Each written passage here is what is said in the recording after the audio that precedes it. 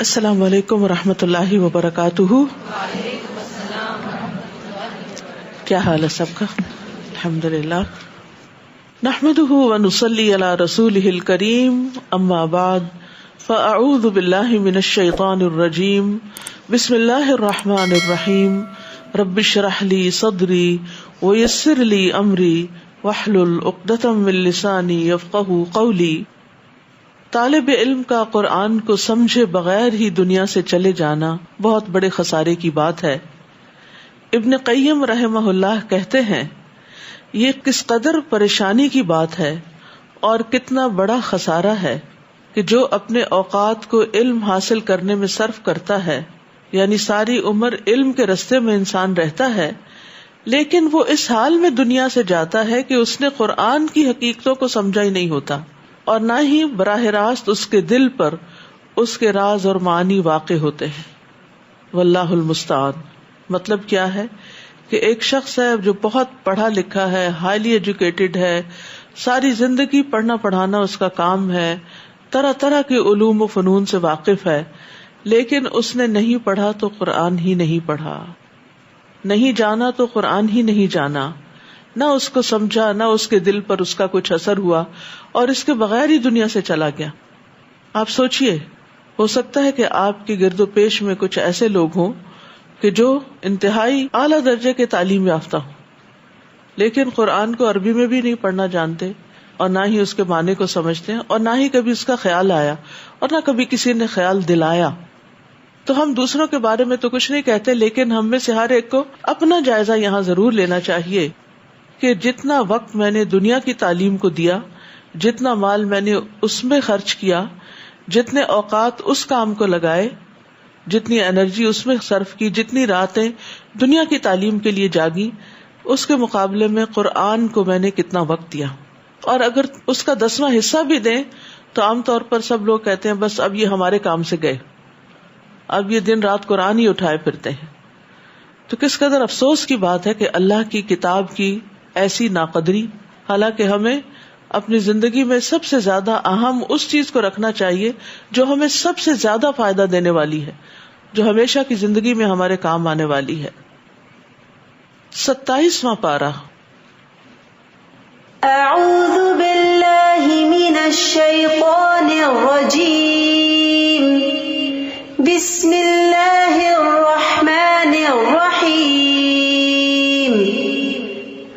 قال فما خطبكم أيها المرسلون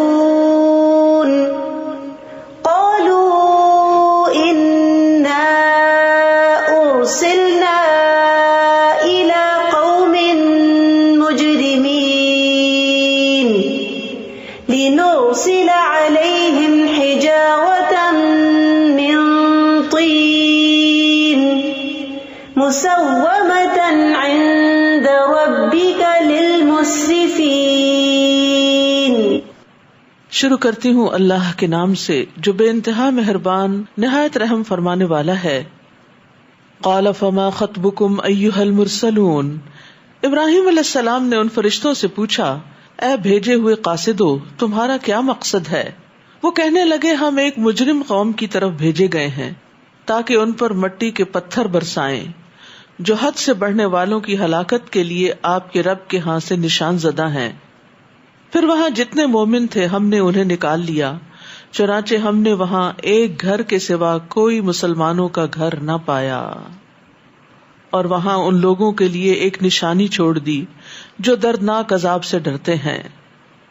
تو یہاں ابراہیم علیہ السلام نے آنے والے مہمانوں یعنی فرشتوں سے پوچھا کہ تمہارا کیا معاملہ ہے، تم کیا چاہتے ہو؟ یعنی پہلے ان کی ضیافت کی، ان کے کھانے کا انتظام کیا، پھر اس کے بعد مقصد پوچھا، کیونکہ ابراہیم علیہ السلام اب سمجھ چکے تھے کہ یہ اللہ تعالیٰ کے بھیجے ہوئے ہیں اور اللہ تعالیٰ نے ان کو کسی خاص اہم معاملے کے لیے ہی بھیجا ہے. تو انہوں نے کہا کہ ہمیں مجرم قوم کی طرف بھیجا گیا ہے، یعنی قوم لوط کی طرف. قوم لوط جو تھی اس کو مجرم قوم کیوں کہا گیا؟ کیونکہ انہوں نے شرک بھی کیا، اپنے رسول کو جھٹلایا اور ایسی برائی کا ارتکاب کیا جس کا ارتکاب اس سے پہلے دنیا میں کبھی کسی نے نہیں کیا تھا. تو پھر ان کا انجام بھی اتنا ہی بھیانک ہوا اور ان پر پتھروں کی بارش برسائی گئی اور ہر پتھر پر اس شخص کا نام لکھا ہوا تھا جس کو اس پتھر کا شکار ہونا تھا، کیونکہ وہ گناہوں میں بڑھ گئے تھے اور حدود پھلانگ گئے تھے، اس لیے ان پر یہ عذاب آنے والا تھا. لیکن ابراہیم علیہ السلام انتہائی نرم دل اور مہربان انسان تھے. ان کے دل پہ بڑی تکلیف گزری جب انہیں پتا چلا کہ اب اس قوم کے خاتمے کا وقت آ گیا ہے. تو وہ قوم لوط کے بارے میں جھگڑنے لگے کہ شاید اس طرح اللہ سبحانہ تعالیٰ ان سے عذاب کو ٹال دے. لیکن اللہ تعالیٰ نے فرمایا کہ اب تو یہ تیرے رب کا حکم آ گیا ہے اور عذاب آنے والا ہے جو ٹل نہیں سکتا. تو پھر وہاں جتنے بھی مومن تھے انہیں وہاں سے نکال لیا گیا. اور کتنے مومن تھے؟ ایک گھرانہ صرف، اور وہ لوط علیہ السلام کا گھرانہ. اور پھر وہاں کوئی بھی باقی نہ بچا اور اس قوم کو ملیا میٹ کر دیا گیا. تو بہرحال اللہ سبحانہ تعالیٰ بندوں کے سامنے قصے اور واقعات بیان کرتے ہیں تاکہ لوگ ان سے عبرت حاصل کریں، ان سے سبق سیکھیں. اور اس قصے میں ابراہیم علیہ السلام کی فضیلت کی طرف اشارہ ہے کہ کس طرح اللہ سبحانہ تعالیٰ نے ان پر مہربانی کی اور پھر کس طرح ان کے اندر اچھے اخلاق تھے، مہمان نوازی تھی. اور اسی طرح یہ ہے کہ مہمان نوازی بھی بڑے اعلیٰ درجے کی تھی کہ انہوں نے بہترین طریقے سے ان کی عزت افزائی کی اور خاموشی کے ساتھ ان کے لیے بھنا ہوا بچڑا لے کر آئے. اور اس سے بھی پتہ چلتا ہے کہ ابراہیم علیہ السلام کو اللہ نے بہت مال و دولت بھی عطا کر رکھا تھا، کیونکہ ایک عام فقیر غریب انسان کسی مہمان کو ایک پورا ویل جو ہے وہ پیش نہیں کر سکتا، اور وہ بھی تیار شدہ. اس سے یہ بھی پتہ چلتا ہے کہ ان کے گھر میں اس کو تیار کرنے والے بھی موجود تھے، کیونکہ ایک دم رات کے وقت کوئی آئے اور اتنا کھانا موجود ہو، یہ ایک اچھے گھرانے کا ہی نمونہ ہو سکتا ہے. پھر اسی طرح یہ ہے کہ ابراہیم علیہ السلام نے مہمانوں سے ان کے آنے کا مقصد بعد میں پوچھا، پہلے ان کی مہمانی کی. اور پھر یہ ہے کہ جلدی کی، یعنی مہمان نوازی میں دیر نہیں کرنی چاہیے. اور پھر اسی طرح یہ بھی ہے کہ اگر کھانا کسی اور مقصد کے لیے تیار کیا گیا ہے گھر والوں کے لیے، اور اگر مہمان آ جائیں تو ان کو پیش کر دیا جائے، تو اس میں کوئی مہمانوں کی اہانت کی بات نہیں ہوتی. پھر اسی طرح یہ ہے کہ حضرت ابراہیم علیہ السلام نے مہمانوں کی خود خدمت کی، یعنی خود لے کر آئے، خود پاس بیٹھے، خود ان سے کہا کہ آپ کھاتے کیوں نہیں ہیں، اور ان کو کھانے کی طرف رغبت دلائی اور اس کو اپنا شرف سمجھا. تو اس سے یہ بھی پتہ چلتا ہے کہ مہمان نوازی جو ہے وہ گھر کے بڑوں کو بھی کرنی چاہیے، ان کو بھی پاس بیٹھنا چاہیے، ان کو بھی ٹائم دینا چاہیے. صرف سرونٹس کو بھیج دینا یا بچوں کو کہنا کہ تم لے جاؤ اور تم پاس بیٹھ جاؤ، تو یہ بھی مہمان نوازی کے آداب کے خلاف ہے. پھر اسی طرح یہ ہے کہ فرشتے جو ہیں ان کی اہلیہ کو خوشخبری دیتے ہیں، لیکن جب انہیں پتہ چلتا ہے کہ قوم لوط کے اوپر عذاب آنے والا ہے تو وہ اپنی خوشخبری کو بھول جاتے ہیں اور ان کے بارے میں اللہ تعالیٰ سے فریادیں کرنے لگتے ہیں کہ ان کو عذاب نہ دیا جائے. تو اس واقعے میں ابراہیم علیہ السلام کا جو کردار ہے، ان کا جو اخلاق ہے، ان کے جو طور طریقے ہیں، یہ ہم سب کے سیکھنے کے ہیں. اور ہم جانتے ہیں کہ ابراہیم علیہ السلام اللہ کے محبوب تھے، اللہ کے خلیل تھے، اللہ کے دوست تھے. تو وہ کون سی کوالٹیز ہوتی ہیں جس کی بنا پر اللہ تعالیٰ کسی بندے کو اپنا محبوب بناتا ہے؟ وَفِي مُوسَىٰ إِذْ أَرْسَلْنَاهُ إِلَىٰ فِرْعَوْنَ بِسُلْطَانٍ مُّبِينٍ. اور موسیٰ کے واقعے میں بھی ایک نشانی ہم نے چھوڑی ہے. جب ہم نے اسے صریح معجزہ دے کر فرعون کی طرف بھیجا تو اس نے اپنی طاقت کے سبب منہ پھیر لیا اور کہنے لگا کہ یہ جادوگر یا دیوانہ ہے. پھر ہم نے اسے اور اس کے لشکروں کو پکڑ لیا اور سمندر میں پھینک دیا، اور وہ تھا ہی قابل ملامت. اور عاد کے قصے میں بھی ایک نشانی چھوڑی ہے، جبکہ ہم نے ان پر تباہ کن آندھی چھوڑ دی. وہ جس چیز پر بھی گزرتی اسے بوسیدہ ہڈی کی طرح چکنا چور کر دیتی. اور سمود میں بھی ایک نشانی چھوڑی، جب ان سے کہا گیا کہ ایک خاص وقت تک فائدہ اٹھا لو، مگر اس تنبیہ کے باوجود انہوں نے اپنے رب کے حکم سے سرکشی کی تو ان کے دیکھتے دیکھتے ہی انہیں بجلی کے عذاب نے آ گھیرا. پھر نہ تو ان میں کھڑے ہونے کی سکت رہ گئی اور نہ ہی وہ اپنا بچاؤ کر سکتے تھے. اور اس سے پہلے ہم نے قوم نوح کو ہلاک کیا تھا، بلا شبہ وہ نافرمان لوگ تھے. اور آسمان کو ہم نے اپنے ہاتھ سے بنایا اور ہم اسے وسیع کرتے جا رہے ہیں، اور زمین کو ہم نے بچھایا اور ہم بڑے اچھے بچھانے والے ہیں. یعنی آسمان و زمین کی تخلیق اللہ سبحانہ تعالیٰ نے اپنی قوت، اپنی قدرت کے ساتھ کی. وَمِن كُلِّ شَيْءٍ خَلَقْنَا زَوْجَيْنِ لَعَلَّكُمْ تَذَكَّرُونَ. اور ہر چیز کے ہم نے جوڑے پیدا کر دیے شاید کہ تم ان سے سبق حاصل کرو. ہر چیز جوڑے جوڑے میں ہے، جیسے دن اور رات، سیاہ سفید، میٹھا اور کڑوا، اور مرد اور عورت. تو یعنی کسی بھی چیز میں مختلف طرح کے کمبینیشنز ہیں، لیکن صرف اللہ کی ذات ہے کہ جو واحد لا شریک لہ ہے. تو اللہ تعالیٰ کی اس قدرت کو بھی دیکھنا چاہیے اور اس سے بھی سبق لینا چاہیے. فَفِرُّوا إِلَى اللَّهِ، تو دوڑ لگاؤ اللہ کی طرف دوڑ کر آؤ. انی لکم منہ نذیر مبین، میں تمہارے لیے اس کی طرف سے واضح طور پر ڈرانے والا ہوں. تو یہ دوڑ جو ہے یہ فزیکلی بھی ہوتی ہے کہ انسان بازو کا تیز تیز چلتے ہوئے اللہ تعالیٰ کے پسندیدہ کاموں کی طرف بڑھتا ہے. لیکن دوڑنے والے دو طرح کے ہوتے ہیں، ایک سعادت مند اور ایک بدبخت.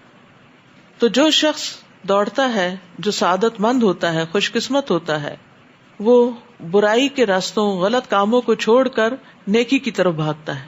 اور جو بدبخت ہوتا ہے وہ نیکی کے کام چھوڑ کر برائی کے کاموں کی طرف دوڑ لگاتا ہے. بدبخت اللہ سے بھاگتے ہیں اور نیک بخت اللہ کی طرف بھاگتے ہیں. اور مختلف لوگوں کی مختلف دوڑ ہوتی ہے. عام لوگوں کی دوڑ کیا ہوتی ہے کہ وہ جہالت سے علم کی طرف آتے ہیں، احتیاط کے ساتھ عقل مندی کا مظاہرہ کرتے ہوئے سستی سے چستی کی طرف دوڑتے ہیں. اسی طرح اللہ سے امید رکھتے ہوئے وہ اللہ کی فراخی کی طرف دوڑتے ہیں. لیکن خاص لوگوں کی دوڑ کیا ہوتی ہے؟ وہ علم یقینی حاصل کرنے کے لیے دوڑتے ہیں، اور پھر وہ علم اور عمل کے بعد باطنی تزکیہ اور باطنی خشوع کی طرف دوڑتے ہیں. ذاتی لذتوں سے خالص اللہ کی پسند کی طرف دوڑتے ہیں. صرف ان کاموں کی تلاش میں نہیں رہتے کہ جن میں انہیں لذت محسوس ہوتی ہے، بلکہ اپنے نفس کے خلاف جا کر وہ کام بھی کرتے ہیں جو اللہ تعالیٰ کے پسندیدہ ہوتے ہیں. نبی صلی اللہ علیہ وسلم نے فرمایا، اللہ تعالیٰ فرماتا ہے، اے ابن آدم، تو میری طرف کھڑا ہو، میں تیری طرف چل کر آؤں گا. تو میری طرف چل کر آ، میں تیری طرف دوڑ کر آؤں گا. اسی طرح ایک اور حدیث میں آتا ہے، اگر بندہ مجھ سے ایک بالشت قریب ہو تو میں اس سے ایک گز قریب ہو جاتا ہوں، اور اگر وہ ایک گز میرے قریب ہوتا ہے تو میں اس کے دونوں ہاتھوں کے پھیلاؤ کے برابر قریب ہوتا ہوں، اور اگر وہ میری طرف چل کر آئے تو میں اس کی طرف دوڑ کر آتا ہوں. تو جو اللہ کی طرف دوڑ کر جائے تو پھر کتنی جلدی اس کو اللہ کا قرب مل سکتا ہے. تو اس لیے ہماری بھاگ دوڑ، ہماری کوششیں، ہماری محنت خالصتاً اللہ کی رضا کے لیے نیکی کے کاموں کی طرف ہونی چاہیے. اور اللہ کے ساتھ کوئی دوسرا الہ نہ بناؤ، میں اس کی طرف تمہیں صاف صاف ڈرا رہا ہوں. اسی طرح ان سے پہلے جو رسول بھی آیا اسے لوگوں نے یہی کہا کہ وہ جادوگر ہے یا دیوانہ ہے. کیا یہ اس بات کی وصیت کرتے چلے آئے ہیں؟ بلکہ یہ ہے ہی سرکش لوگ. پس اے نبی صلی اللہ علیہ وسلم، آپ ان کی پرواہ نہ کیجیے، آپ پر کوئی الزام نہیں. وذکر فإن الذکریٰ تنفع المؤمنین، اور نصیحت کرتے رہیے کیونکہ نصیحت ایمان لانے والوں کو فائدہ دیتی ہے. یعنی جس کے اندر ایمان آ جاتا ہے، اس کا دل نرم ہو جاتا ہے، اس کے اندر نصیحت قبول کرنے کا ملکہ پیدا ہو جاتا ہے اور اس کے اندر ایک جذب کی کیفیت آتی ہے. رسول اللہ صلی اللہ علیہ وسلم نے فرمایا، مومن کو اس حال میں پیدا کیا گیا کہ وہ آزمائش میں مبتلا ہونے والا، توبہ کرنے والا اور بھولنے والا ہوتا ہے. جب اسے نصیحت کی جاتی ہے تو وہ نصیحت قبول کرتا ہے. وَمَا خَلَقْتُ الْجِنَّ وَالْإِنسَ إِلَّا لِيَعْبُدُونَ، اور میں نے جنوں اور انسانوں کو صرف اس لیے پیدا کیا کہ وہ میری عبادت کریں. یہاں انسانوں سے پہلے جنوں کا ذکر ہے، کیونکہ جن انسانوں سے پہلے تخلیق کیے گئے تھے، اور ویسے بھی مشرکین جو تھے وہ جنوں کی عبادت کرتے تھے، جنوں سے ڈرتے تھے، جنوں کے نام پہ نظر و نیاز دیتے تھے. تو یہاں یہ بتایا کہ اللہ تعالیٰ نے تو خود جنوں کو اپنی عبادت کے لیے پیدا کیا، تم کہاں جنوں کی عبادت کرنے لگ گئے اور جنوں سے ڈرنے لگے. ما اريد منهم من رزق وما اريد ان يطعمون، میں ان سے رزق نہیں چاہتا، نہ ہی یہ چاہتا ہوں کہ وہ مجھے کھلائیں. اللہ تو خود ہی رزاق ہے، بڑی قوت والا ہے اور زبردست ہے. یعنی اللہ بندوں سے کیا چاہتا ہے کہ بندے اس کی اطاعت کرے، اس کی عبادت کرے. اللہ تعالیٰ یہ نہیں چاہتا کہ بندے کما کر اس کو دیں، کیونکہ اللہ تعالیٰ تو خود سب کو دینے والا ہے. سو ان ظالموں کے گناہوں کا ڈول بھی ایسے ہی بھر چکا ہے جیسے ان جیسے دوسرے لوگوں کا بھر گیا تھا، لہٰذا یہ مجھ سے جلدی کا مطالبہ نہ کریں. کفر کرنے والوں کے لیے اس دن تباہی ہوگی جس دن سے انہیں ڈرایا جا رہا ہے. سورۃ الطور. بسم اللہ الرحمن الرحیم. والطور وكتاب مسطور في رق منشور والبيت المعمور والسقف المرفوع والبحر المسجور إن عذاب ربك لواقع. بسم اللہ الرحمن الرحیم.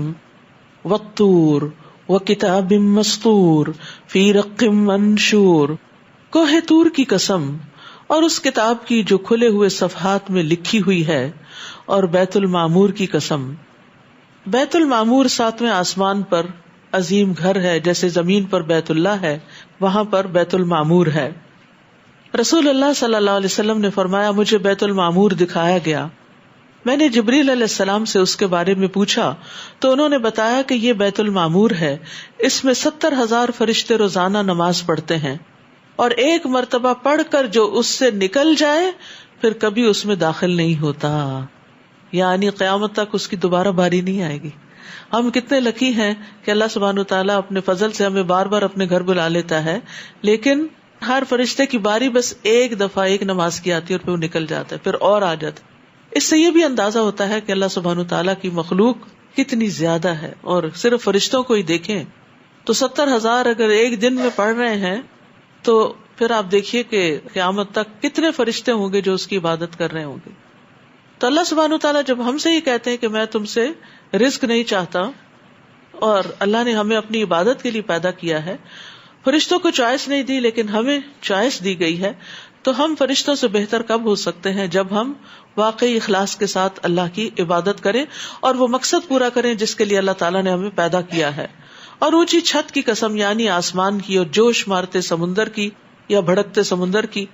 لیٹسٹ ریسرچز میں یہ پتا چلا کہ سمندر کے اندر سے جو والکینوز پڑتے ہیں یا آگ بھڑکتی ہے اس کی تہہ میں بہت سا پانی بھی اس کو بجھا نہیں پاتا. تو اللہ سبحانہ وتعالیٰ نے ان ساری عظیم نشانیوں کی طرف توجہ دلا کے فرمایا، ان عذاب ربک لواقع، کہ آپ کے رب کا عذاب واقع ہو کر رہے گا. یعنی جس طرح یہ ساری چیزیں اللہ نے پیدا کی ہیں اس سے اللہ کی عظمت اور قدرت کا پتہ چلتا ہے، تو اسی طرح اللہ سبحانہ وتعالیٰ کے لیے کچھ مشکل نہیں کہ وہ اپنے منکرین اور مجرمین کو عذاب سے دوچار کر دے. اور مکی صورت ہے اور قریش مکہ کو خاص طور پر تنبیہ کی جا رہی ہے، اور اس کے بعد ہر اس شخص کو جو ضد کا مظاہرہ کرے کہ آپ کے رب کا عذاب واقع ہو کر رہے گا، اسے کوئی روکنے والا نہیں.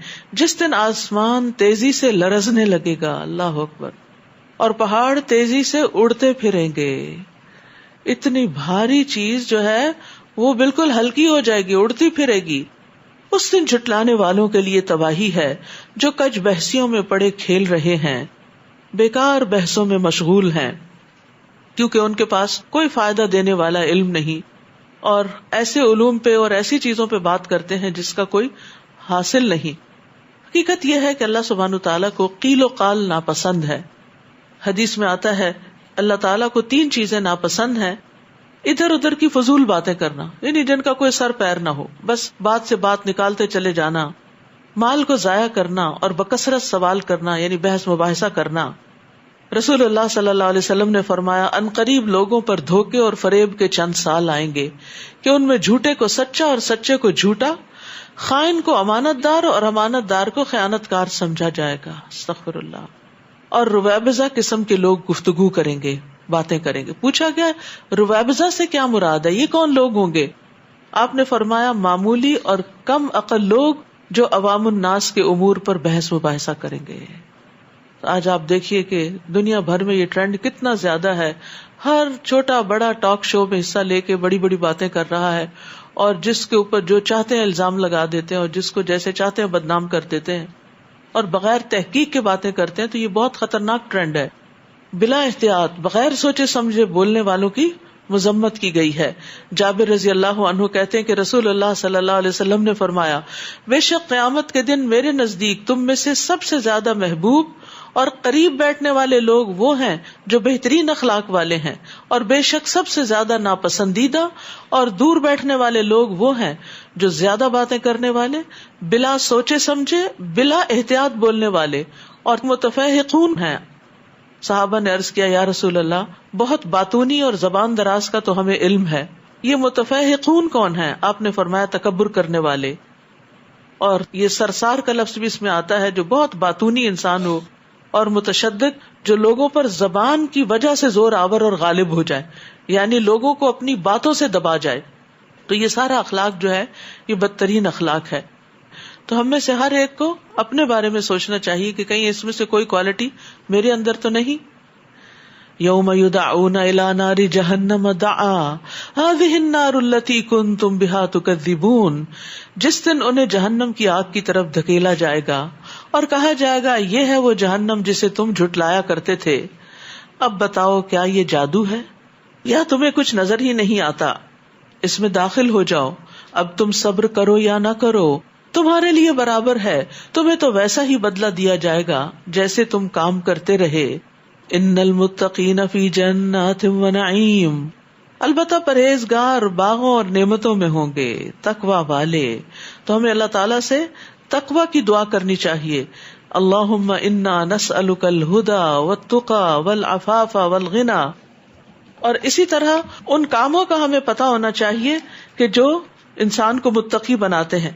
مثلاً یہ کتاب ہے جس میں تقوی کی اہمیت، برکات اور اسباب قرآن و حدیث کی روشنی میں بتائی گئی ہیں کہ متقی کون ہوتا ہے، ان کے اعمال کیا ہوتے ہیں، ان کے طریقے کیا ہوتے ہیں، اور تقوی سے برکتیں کون کون سی آتی ہیں. تو یہ ہم میں سے ہر ایک کو پڑھنی چاہیے تاکہ ہم اپنے اندر یہ صفت لا سکیں، کیونکہ متقین کے لیے باغوں اور نعمتوں کا وعدہ کیا گیا ہے. فاکہین بما آتاہم ربہم ووقاہم ربہم عذاب الجحیم. جو کچھ انہیں ان کا رب عطا کرے گا اس سے لطف اندوز ہوں گے اور ان کا رب انہیں دوزخ کے عذاب سے بچا لے گا. کلوا واشربوا ہنیئا بما کنتم تعملون. انہیں کہا جائے گا مزے سے کھاؤ پیو، یہ ان اعمال کا بدلہ ہے جو تم کرتے رہے. وہ قطار در قطار تختوں پر تکیے لگائے ہوئے ہوں گے اور ہم انہیں بڑی بڑی آنکھوں والی حوروں سے بیاہ دیں گے. اور جو لوگ ایمان لائے اور ان کی اولاد نے ایمان لانے میں ان کی پیروی کی تو ہم ان کی اولاد کو بھی ان کے ساتھ ملا دیں گے اگر وہ ان کے فالوورز ہوئے، اور ان کے اپنے عملوں میں سے کچھ بھی کمی نہ کریں گے. ہر شخص اپنے ہی عمل کے عوض گروی ہے. تو یاد رکھیے کہ اولاد کے استغفار کی وجہ سے والدین کے درجات کی بلندی ہوتی ہے، اور والدین کی نیکیاں جو ہیں وہ پھر اولاد کے کام آتی ہیں. تو کتنا خوبصورت وہ گھرانہ ہوتا ہے جس میں والدین بھی نیک ہوں اور اولاد بھی نیک ہوں، دنیا میں بھی ایک دوسرے پر مہربانی کرنے والے، ایک دوسرے کا خیال رکھنے والے، اور مرنے کے بعد بھی ایک دوسرے کو دعاؤں میں یاد رکھنے والے، اور پھر قیامت کے دن ایک دوسرے کے ساتھ نعمتوں میں جمع ہونے والے. اللہ سبحانہ وتعالی ہمیں ان لوگوں میں سے کر دے. تو جہاں تک اولاد کے استغفار کا تعلق ہے، نبی صلی اللہ علیہ وسلم نے فرمایا جنت میں آدمی کا درجہ بلند کر دیا جاتا ہے. تو وہ عرض کرتا ہے یہ کیسے ہوا؟ اسے بتایا جاتا ہے تمہاری اولاد کے تمہارے حق میں استغفار کے سبب. تو اس رمضان میں خاص طور پر ہمیں اپنے فوت شدہ والدین اور فوت شدہ آباء و اجداد اور فوت شدہ دوست اور احباب اور اولاد، ان سب کے لیے دعائیں کرنی چاہیے کہ اللہ تعالیٰ ان سب کو بخش دے. یعنی کوشش کرے کہ دن میں ایک دفعہ ضرور سب کی بخشش کی دعا کرے. ہو سکتا ہے کہ جب ہم جائیں تو ہمارے لیے بھی کوئی دعا کرنے والا ہو، کیونکہ جو کسی کے ساتھ احسان کرتا ہے، حل جزاء الاحسان الا الاحسان، جو نیکی کرتا ہے وہ نیکی اسی کی طرف لوٹتی ہے. وَأَمْدَدْنَاهُمْ بِفَاكِهَةٍ وَلَحْمٍ مِّمَّا يَشْتَهُونَ. اور ہم انہیں پھل اور گوشت وہ جو چاہیں گے دیے چلے جائیں گے. وہاں وہ لپک لپک کر ایک دوسرے سے جام شراب لیں گے جس میں نہ کوئی بےہودہ گوئی ہوگی اور نہ کوئی گناہ کا کام. اور وہاں ان کی خدمت پر معمور لڑکے چکر لگاتے رہیں گے، اور وہ خود ایسے خوبصورت ہوں گے جیسے چھپا کے رکھے ہوئے موتی. یعنی جو سرو کر رہے ہوں گے ولدان، بچے، وہ بھی انتہائی خوبصورت ہوں گے. آپ دیکھیے کہ آپ نے کبھی پانی پیا ہوگا کسی بزرگ کے ہاتھ سے، تو آپ کو لیتے ہوئے دل میں ایک جھجک سی آتی ہے، کہ انقباض نفس محسوس ہوتا ہے کہ میں کسی کو تکلیف دے رہی ہوں. ایک ہوتا ہے کہ آپ جیسا کوئی آپ کے برابر عمر کا کوئی آپ کو کچھ سرو کرتا ہے، اور ایک ہوتا ہے کوئی بچہ آپ کو کچھ سرو کرتا ہے. تو بچہ جب آپ کو سرو کرتا ہے تو آپ کے دل کی حالت ہی کچھ اور ہوتی ہے، ایک محبت اور ایک پیار اور ایک خوشی کی کیفیت ہوتی ہے، اور انسان کو اچھا بھی محسوس ہوتا ہے کہ کسی بچے نے، چھوٹے نے اس کا خیال رکھا. تو اللہ سبحانہ وتعالیٰ نے اپنی خاص حکمت کے تحت جنت کے جو سرو کرنے والے ہوں گے ان کو ہمیشہ بچہ ہی رکھا. ولدان مخلدون کا لفظ آتا ہے. وہ ایک دوسرے کی طرف متوجہ ہو کر گزشتہ حالات پوچھیں گے، کہیں گے اس سے پہلے ہم اپنے گھر والوں میں ڈرتے ڈرتے رہا کرتے تھے، گھر والوں میں ڈرتے تھے. باہر تو انسان پھر بھی اپنے تقوی کا کوئی لبادہ اوڑھ کے دوسروں کو نیک نظر آتا ہے اور متقی پرہیزگار ڈرنے والا، لیکن اصل انسان وہ ہے جو گھر کے اندر ہے، کہ آپ کے حق میں آپ کی اولاد، آپ کے شوہر، آپ کے رشتہ دار، آپ کی نندیں، آپ کی بھاوجیں، وہ آپ کے حق میں کیا گواہی دیتی ہیں کہ آپ کون ہیں، یعنی وہ آپ کے بارے میں کیا سمجھتے ہیں کہ آپ کا رویہ کیا ہے، آپ اللہ سے ڈرنے والی خاتون ہیں یا آپ کے اندر کوئی خدا خوفی نہیں کہ جس سے کسی رحم کی توقع کی جا سکتی ہو. تو جنت میں جانے والوں کی خاص خوبی یہاں یہ بتائی گئی کہ وہ اپنے گھر میں تقوی کے ساتھ زندگی بسر کرتے تھے. سو آج اللہ نے ہم پر احسان فرمایا اور ہمیں لو کے عذاب سے بچا لیا. ہم اس سے پہلے دنیا میں اسی کو پکارا کرتے تھے، بلا شبہ وہ بڑا احسان کرنے والا اور رحم کرنے والا ہے. تو یاد رکھیے کہ کامیابی اور نجات کا دار و مدار اخلاص پر ہے، نہ کہ محض مطالبے پر. انا کنا من قبل ندعوہ فذکر فما انت بنعمت ربک بکاہن ولا مجنون. بس آپ نصیحت کرتے رہیے، اپنے رب کے فضل سے آپ کاہن یا مجنون نہیں ہیں.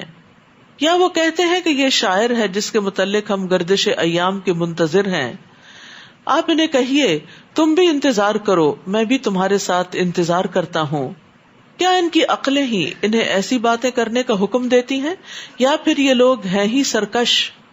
یا وہ کہتے ہیں کہ اس نے خود ہی بنا ڈالا، یعنی قرآن. بات یہ نہیں بلکہ یہ ایمان لائیں گے ہی نہیں. اگر وہ ان باتوں میں سچے ہیں تو پھر اس جیسا کوئی کلام بنا کے دکھائیں. ام خلقوا من غیر شیء ام هم الخالقون. کیا وہ بغیر کسی چیز کے خود ہی پیدا ہو گئے یا خود اپنے خالق ہیں، یا آسمانوں اور زمین کو انہوں نے پیدا کیا؟ اصل بات یہ ہے کہ وہ اللہ کی نعمتوں پر یقین ہی نہیں رکھتے. کیا ان کے پاس آپ کے رب کی رحمت کے خزانے ہیں، یا ان خزانوں پر حکم چلانے والے وہ ہیں؟ کیا ان کے پاس کوئی سیڑھی ہے جس پر چڑھ کر وہ عالم بالا کی باتیں سن آتے ہیں؟ اگر ایسی بات ہو تو ان میں سے کوئی سننے والا صریح دلیل کے ساتھ وہ بات پیش کرے. کیا اس اللہ کے لیے تو بیٹیاں ہیں اور تمہارے لیے بیٹے؟ یا آپ ان سے کوئی صلہ مانگتے ہیں جس کے تاوان سے یہ دبے جا رہے ہیں؟ یا ان کے پاس غیب کا علم ہے جسے وہ لکھتے جاتے ہیں؟ یا یہ کوئی چال چلنا چاہتے ہیں حالانکہ یہ کافر خود ہی اس چال میں پھنسنے والے ہیں؟ کیا اللہ کے سوا ان کا کوئی اور الہ ہے؟ اللہ ان سب باتوں سے پاک ہے جن میں یہ اس کا شریک بناتے ہیں. اگر یہ لوگ آسمان سے کوئی گرتا ہوا ٹکڑا بھی دیکھ لیں تو کہہ دیں گے کہ یہ تہ بتہ بادل ہے، لہٰذا انہیں ان کے حال پہ چھوڑ دیجیے. نبی صلی اللہ علیہ وسلم کو تسلی دی جا رہی ہے ان کے مخالفین کے حالات بتا کر کہ آپ پرواہ نہ کیجیے، حتیٰ کہ اپنے اس دن کو جا ملیں جس میں یہ بے ہوش ہو کر گر پڑیں گے. اس میں ایک تو آپ کو تسلی دی جا رہی، دوسرا ان کو وارننگ دی جا رہی کہ اگر آج تو محمد صلی اللہ علیہ وسلم کی بات نہیں مانتے تو کل پھر تمہارا یہ انجام ہونے والا ہے، جس دن ان کی کوئی چال ان کے کسی کام نہ آئے گی، نہ ہی انہیں کہیں سے کوئی مدد مل سکے گی. وَإِنَّ لِلَّذِينَ ظَلَمُوا عَذَابًا دُونَ ذَلِكَ وَلَكِنَّ أَكْثَرَهُمْ لَا يَعْلَمُونَ. بلا شبہ ظالموں کے لیے اس اخروی عذاب کے علاوہ دنیا میں بھی عذاب ہے، لیکن اکثر لوگ جانتے نہیں. ابن زید کہتے ہیں کہ اس سے مراد دنیا کی مصیبتیں، تکلیفیں، بیماریاں، آزمائشیں، مالوں اور اولاد کا ضائع ہونا ہے. وَاصْبِرْ لِحُكْمِ رَبِّكَ فَإِنَّكَ بِأَعْيُنِنَا وَسَبِّحْ بِحَمْدِ رَبِّكَ حِينَ تَقُومُ وَمِنَ اللَّيْلِ فَسَبِّحْهُ وَإِدْبَارَ النُّجُومِ. اے نبی صلی اللہ علیہ وسلم، آپ اپنے رب کا حکم آنے تک صبر کیجئے، بلا شبہ آپ ہماری آنکھوں کے سامنے ہیں، اور جب آپ اٹھا کریں تو اپنے رب کی حمد کے ساتھ اس کی تسبیح کریں، اور رات کو بھی اس کی تسبیح کریں، اور ستاروں کے غروب ہونے کے بعد بھی.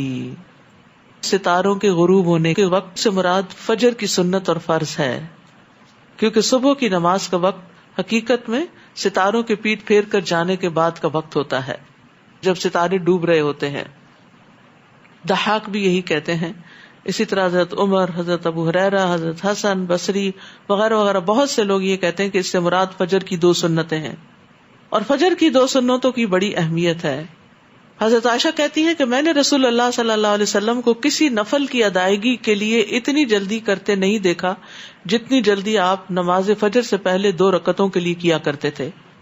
حضرت عائشہ کہتی ہیں کہ نبی صلی اللہ علیہ وسلم نے طلوع فجر کے وقت 2 رکعت نماز پڑھنے کی شان کے بارے میں فرمایا کہ ان کو پڑھنا میرے نزدیک ساری دنیا سے زیادہ محبوب ہے. نبی صلی اللہ علیہ وسلم نے ان سنتوں کو کبھی سفر میں بھی نہیں چھوڑا تھا. سفر کی نماز آدھی ہو جاتی ہے نا، سنتیں معاف ہو جاتی ہیں، لیکن فجر کی سنتیں آپ نے کبھی سفر میں بھی نہیں چھوڑی تھی. اور اسی طرح فجر کی نماز کی بھی اپنی اہمیت ہے. رسول اللہ صلی اللہ علیہ وسلم نے فرمایا جس نے صبح کی نماز پڑھی بس وہ اللہ کے ذمہ میں ہے، بس اللہ تم سے اپنی حفاظت کے بارے میں کسی چیز کا مطالبہ نہ کرے. یقیناً جس سے یہ مطالبہ کرے گا اللہ تعالیٰ اپنی گرفت میں لے کر اسے منہ کے بل جہنم میں پھینک دے گا. تو فجر پڑھنے والا جو ہے وہ شام تک اللہ کی حفاظت میں رہتا ہے، اور فجر کی نماز پڑھنے والے سے جنت کا وعدہ ہے. رسول اللہ صلی اللہ علیہ وسلم نے فرمایا جو شخص 2 ٹھنڈی نمازیں فجر اور عصر پڑھے گا وہ جنت میں داخل ہوگا. اسی طرح ایک اور روایت میں آیا وہ آدمی ہرگز آگ میں نہیں جائے گا جس نے سورج نکلنے سے پہلے اور سورج کے غروب ہونے سے پہلے نماز پڑھی، یعنی فجر اور عصر کی نماز. اسی طرح آپ نے فرمایا یقیناً تم لوگ اپنے رب کو اس طرح دیکھو گے جس طرح تم چاند کو دیکھ رہے ہو. تمہیں اس کو دیکھنے میں کوئی دھکم پیل یا مشقت نہیں ہوگی. بس اگر تم طاقت رکھتے ہو کہ سورج طلوع ہونے سے پہلے اور غروب ہونے سے پہلے نمازوں میں سستی نہ کرو تو ایسا کر لو. بعض لوگ کیا کرتے ہیں کہ رات کا قیام کرتے ہیں اور فجر قضا کر دیتے ہیں. تو فجر کی نماز جو ہے وہ قیام اللیل سے بھی افضل ہے. اکثر ہم لوگ نوافل کی طرف بڑے شوق سے لپکتے ہیں اور فرض نمازوں میں سستی کرتے ہیں، تو ایسا نہیں ہونا چاہیے. فرض نمازوں میں سستی اور خصوصاً فجر کی نماز میں سستی منافق کا وتیرہ ہوتی ہے.